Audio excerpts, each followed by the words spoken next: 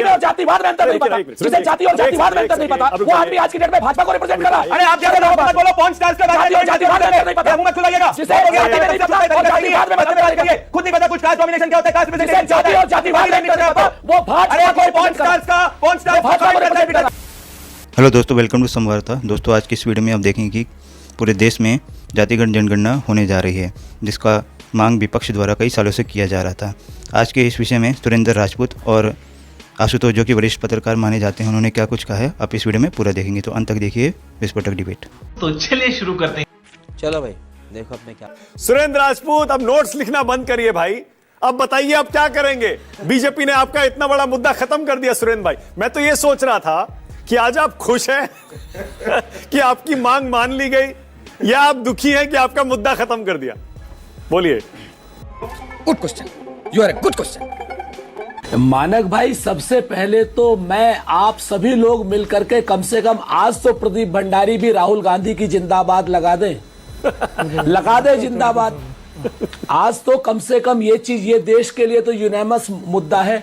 अब से 1 घंटे पहले तक भारतीय जनता पार्टी के लोग जाति जनगणना को जातिवाद बताते थे। इनके मंत्री भी, संतरी भी, प्रवक्ता भी, इनके सो कॉल्ड राजनीतिक विश्लेषक भी और इनके साथी एंकर भी, आपको नहीं कह रहा हूं, और लोग जो हैं, अच्छा सारे के सारे उसको जातिवादी बताते थे। अब क्या बताएंगे?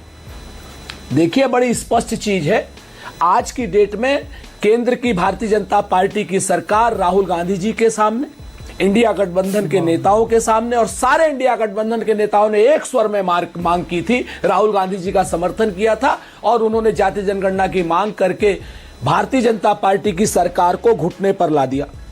अभी ये जाति जनगणना पर ही घुटने पर आए, अभी अग्निवीर पर भी आएंगे, मार्क माई वर्ड। अब ये जो जाति जनगणना है, इससे नल का, नील का, कोल का, भील का, पिछड़े का, आदिवासी का, दलित का, महिलाओं का, नौजवानों का, सबका मैपिंग होगा, और मैपिंग होने के बाद पता चलेगा कि देश के संसाधनों पर किसका कितना हक है, और देश में अडानी का संसाधनों पर कितना हक है। ये सारी चीजें जब सामने आएंगी तो निश्चित तौर पर क्लियर होगा कि भारतीय जनता पार्टी क्रॉनिक कैपिटलिस्टों की पार्टी है। कितना आरक्षण बढ़ाना चाहिए, मैंने मान लिया, चलिए आरक्षण देना चाहिए। सुनिए सुरेंद्र भाई, मैं कह रहा हूं मैंने मान लिया, चलिए राहुल गांधी के दबाव में, विपक्ष के दबाव में, उनके कहने पर सरकार झुक गई, मान लिया मैंने। अब क्या करेंगे आगे, ये तो बताइए। तो रुको जरा, सब्र करो।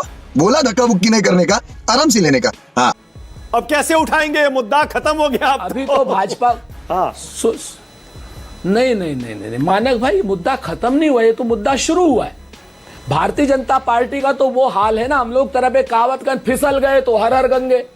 हर की पैड़ी पे जो फिसल जाता है वो हर हर गंगे करने लगता है। अभी भंडारी जी को हम सुनना बड़ा महत्वपूर्ण रहेगा, आज कहेंगे क्या है, कैसे वो ट्विस्ट करेंगे, कैसे अब जाति जनगणना के पक्ष में आएंगे, देखना पड़ेगा। आज प्रदीप भाई के लिए क्या नाम, नाच मुश्किल नहीं है, बहुत मुश्किल है, मुश्किल नहीं है कह रहा, बहुत मुश्किल है, क्योंकि इनका दिल कुछ कहेगा, दिमाग कुछ कहेगा। बड़े गलत टाइम पे पत्रकारिता छोड़ करके आ गए। अच्छा सुरेंद्र भाई, भारतीय जनता, मैं तो उम्मीद कर रहा था, या एक्सपेक्ट कर रहा था, उम्मीद नहीं बोलूंगा, मैं एक्सपेक्ट कर रहा था कि आज सुरेंद्र राजपूत बोलेंगे, ये देखिए उस हमले को आज 8-9 दिन पूरे हो गए, सरकार के एक्शन लेना बस का हो नहीं रहा है, तो देश का ध्यान भटकाने के लिए एक और शिगुफा छोड़ दिया। ये नहीं कहेंगे सुरेंद्र भाई आज?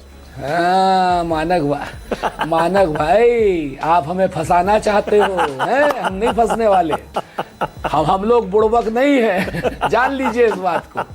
ये सब बुड़बकई का काम भाजपा से कराइए, जो नए नए लोग आए हैं। हम लोग काहे कहें भाई, जाति जनगणना से देश में एक क्रांति आएगी, सब लोगों को उनका हक मिलेगा। हम इसकी बात को क्यों करें? और रही बात देश की, मानक भाई, ऑन द सीरियस नोट, जिम्मेवारी से कहता हूं, एक एक भारतीय, एक एक विपक्षी पार्टी का आदमी और एक एक जनता का आदमी, सब लोग चाहते हैं कि आतंकवाद पर कठोर प्रहार हो, और हम सब लोग भारतीय जनता पार्टी की सरकार के साथ हैं, इंतजार कर रहे हैं। और मैं सुरेंद्र भाई, ठीक है, अब आपने देखिए छेड़ दिया ना ये मुद्दा, आपने ये मुद्दा छेड़ दिया, तो मैं वाकई आपकी पार्टी के वरिष्ठ नेताओं की यहां पर तारीफ करता हूं, उनकी दाद देना चाहता हूं कि आपने बाकायदा प्रधानमंत्री मोदी पर वो विवादित ट्वीट, उनकी तस्वीर डिलीट की, और बाकायदा अपने नेताओं को गाइडलाइन जारी की। बहुत बढ़िया किया, बिल्कुल समय की मांग यही थी, बहुत अच्छा किया आपने।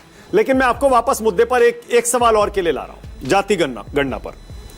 अब जब बीजेपी जाति जनगणना करा रही है सुरेंद्र भाई, तो फिर ये ओबीसी, दलित, पिछड़ा जितना भी है ये बीजेपी के साथ ही जाएगा ना, बीजेपी को वोट देगा ये, क्योंकि वो जनगणना करा रही है। इसमें आप क्यों खुश हो रहे हैं? कोई सेंस है इस बात की? भाई आपके टीवी चैनल के स्टूडियो में बैठकर अगर वोट बंटते हो तो भाजपा सरकार बना ले, कौन रोक रहा है? ऐसे नहीं होता। ठीक है, जान लीजिए आप। हम आपको एक बात बता दें, जनता में मालूम है कि ये किसने जाति जनगणना कराई है।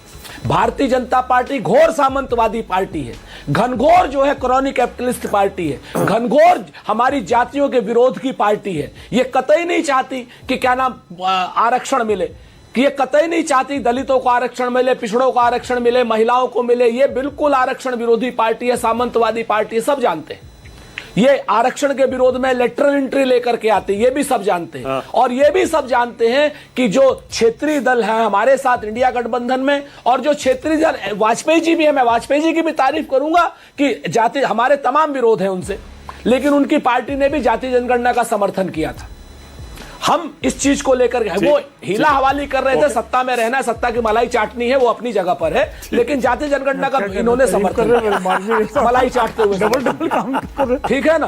तो सच बात ये है कि जाति जनगणना जो है तारीफ हो रही है, थप्पड़ मार दिया। नहीं, हम तारीफ कर रहे हैं वाजपेयी जी, मलाई तो चाट ही रहे हो आप। थप्पड़ क्यों मार रहे हो? साथ में थप्पड़ भी मार रहे हो, चाट ही रहे हो। नहीं, हम तो हम बधाई दे रहे हैं आपको। ठीक है, ओके। तो आज जो है इस वक्त पूरा जो मुद्दा है, पूरा देश एक मत है। मैं सिर्फ इतना आपको कंक्लूड कर रहा हूं कि जाति जनगणना तो शुरुआत है, अभी जाति जनगणना की भी शुरुआत होगी, संसाधनों को भी बटेगा, संसाधनों की गणना होगी, और उसके बाद संसाधन जब तक हर आदमी के पास नहीं बटेंगे, कांग्रेस के अध्यक्ष, कांग्रेस के नेता राहुल गांधी नहीं रुकेंगे, नहीं झुकेंगे। संसाधनों पर बराबर का हक सबको मिलेगा, इसके लिए जाति। क्या बात है सर, क्या बात है सर, क्या बात, ये बात है। 1 मिनट आपका। भाई ऐसा है, प्रदीप भंडारी से कह दो पानी भेज दे, यहां पर हम लखनऊ में हैं, कोरियर कर देंगे। ऐसा है प्रदीप भाई, ये जो नौटंकी आप करते आए हो ना, और ये जो थिथरई कर रहे हो, इससे कुछ जनता को नहीं फर्क पड़ना। आप लोग खुद ही कहते थे, हमने मोदी जी का वो बयान निकाला, आपने बयान की चुनौती दी थी, तो हमने मोदी जी का वो बयान निकाला जिसमें मोदी जी कह रहे दुनिया में सिर्फ 2 ही जाति है, 2 ही जातियां, एक गरीब एक अमीर। और जाति जनगणना के खिलाफ आपने कहा था कि एक बयान दिखा दो, सुनाइए, ठीक है ना? और सुनाइए, सुन लीजिए, सुनाइए। एडिटेड वीडियो नहीं है तो सुनाइए, ओपन चैलेंज।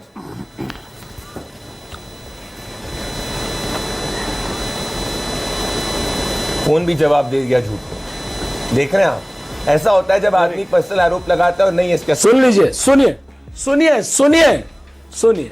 अगर आपको सुनाई नहीं दे रहा तो आप या तो बहरे हैं या आप सुनना नहीं चाहते। फोन भी कह रहा है झूठ, प्रधानमंत्री का मैं वीडियो भी भेज देता हूं। नहीं सुरेंद्र भाई, आवाज नहीं आई, आप दोबारा चला लीजिए, कोई बात नहीं, मैं आपको दे रहा हूं और 10-20 सेकंड दे रहा हूं, चला लीजिए दोबारा, आराम से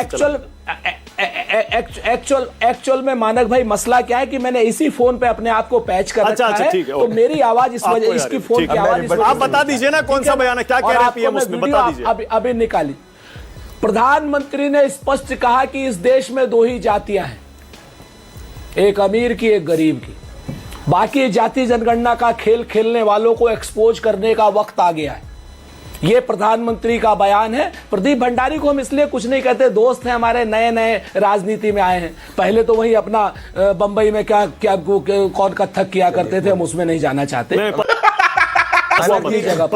तो आज की डेट में भाई नए लोग जो होते हैं ना, ठीक है, वो बहुत कर लेते हैं। आपको जितना पर्सनल करना है करो, अगर आपको जितना पर्सनल बोला है बोल लो, आपके वो संस्कार है। मैं आपके निम्न स्तर पर नहीं जाऊंगा, मैं वापस से आपको कहूंगा 18 सितंबर 2024 को हमने काम करेंगे।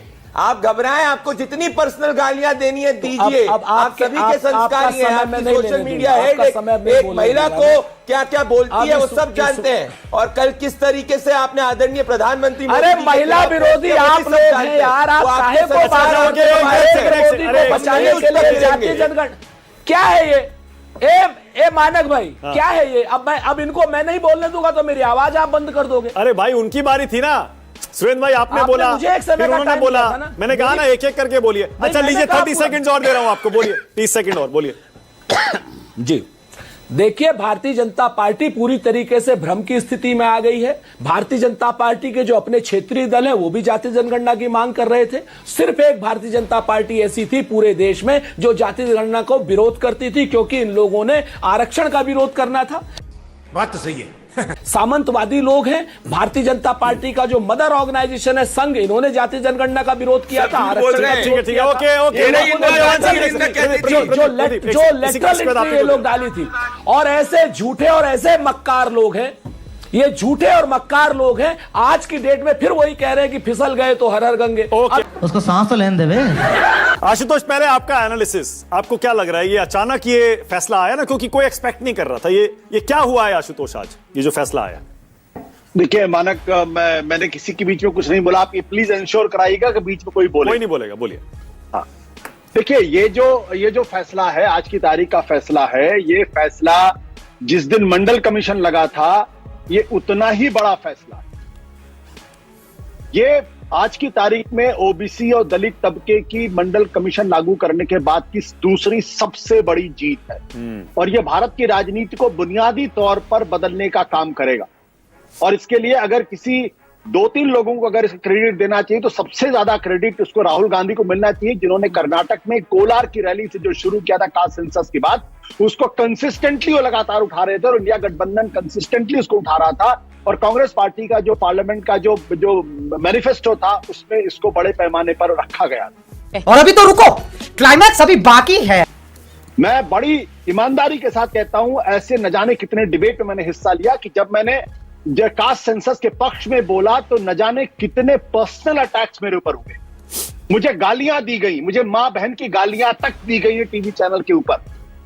लेकिन आज मैं गर्व के साथ कह सकता हूं कि ये जो आज का फैसला है, ये फैसला देश की राजनीति को बदलेगा।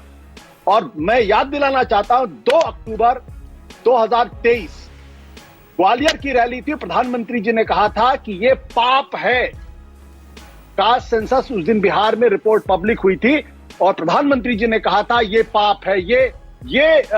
उस दिन बहुत वाइडली रिपोर्ट हुआ था, इसको बहुत वाइडली रिपोर्ट किया था। तो प्रधानमंत्री जी जिस कास्ट सेंसस को पाप कहते थे, आज वो लागू करने के लिए विवश हुए हैं, क्योंकि उनको इस बात का एहसास हो गया है कि ये पिछड़े और दलितों की जो पॉलिटिक्स है, वो इस देश के अंदर पूरी तरीके से राजनीति को बदलेगी।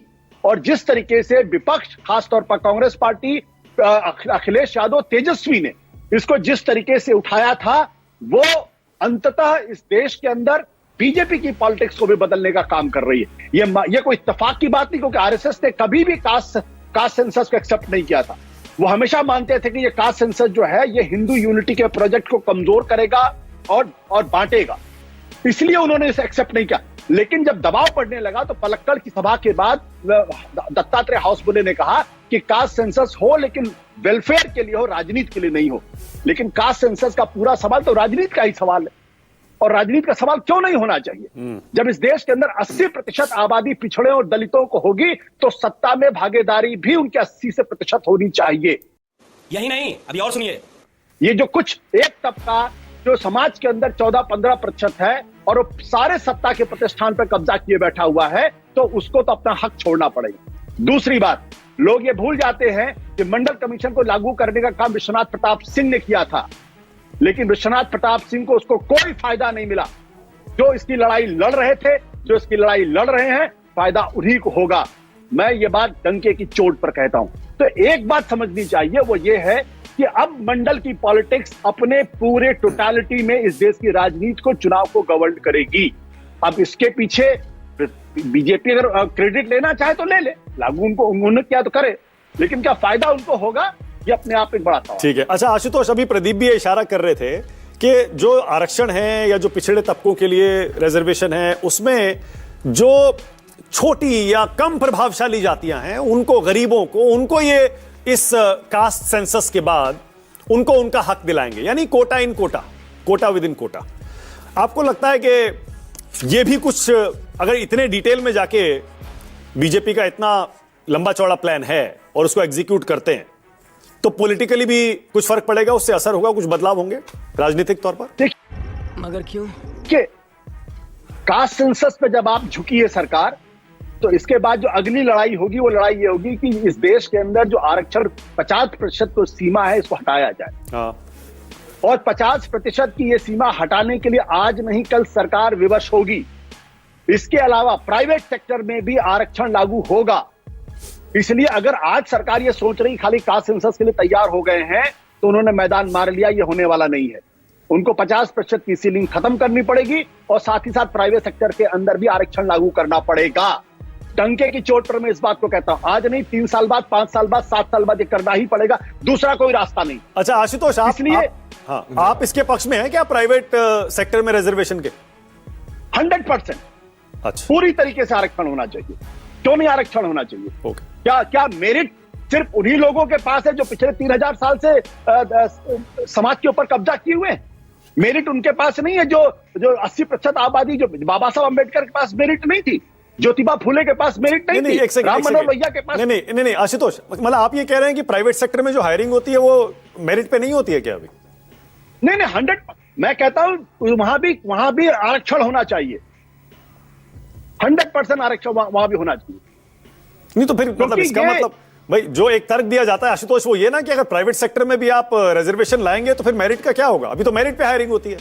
नहीं मेरिट का तर्क ही बेकार है। मेरिट के तर्क में कोई दम नहीं है, कोई किसी तरीके का कोई दम नहीं है। ये सिर्फ समाज को भ्रमित करने की कोशिश करने का नतीजा, इसके अलावा कुछ नहीं है। खत्म,